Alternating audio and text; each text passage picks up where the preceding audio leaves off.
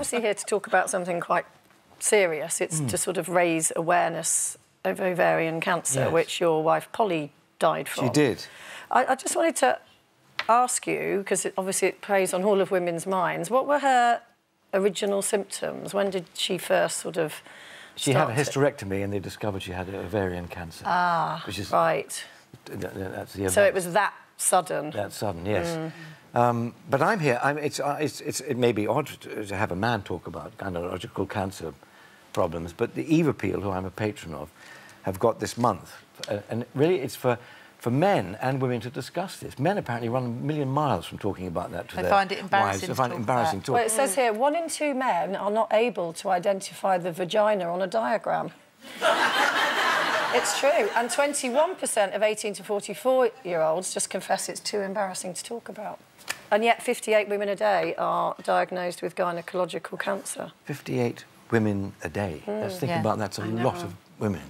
It's just that I think that if a partner, your wife, your girlfriend, your partner, whatever, if you have a problem, discuss it, because it's all about, early diagnosis. And we all know this, we all talk about it endlessly, but it really does make a difference. Yeah, and it can just be being able to say, oh, God, something's not quite right, and to have you say, go and see the doctor. Just that tiny little Don't keep it to yourself. Talk about it with your husband or your partner. And you went along to the hospital with Polly when she got the results and she was told. I mean, it was a major shock, as you can imagine. It was just sort of, because that's a very tough one to get.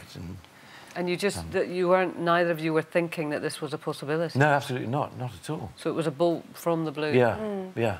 And you asked the doctor what were her chances out of 10, didn't you? I did, yeah. And they weren't good. No, not good at all. No, but, actually, the first doctor we saw, we didn't really like very much. His manner was a bit brusque, so I said, I think we'll go somewhere else. And we found someone who was wonderful. Yeah. So that's also important. But, with ovarian cancer, if you can get this much earlier than she did, you have a greater chance, obviously, of surviving. I can't drum that home hard enough. It's just a partner thing. And if you have a wife or a partner, discuss everything, every single thing, because it will make a difference. And I think, as well, as a woman who I had a hysterectomy last year and they discovered, shall we say, something untoward, of which I'm now all clear and it's all fine.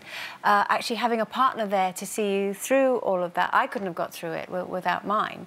But you need someone to talk to when symptoms first start appearing. And if you don't talk to your other half, who are you going to talk to? Absolutely. So I think it's wonderful that as a man that you're championing this. I really do. There should be no embarrassment. Don't die of embarrassment. No. Really don't.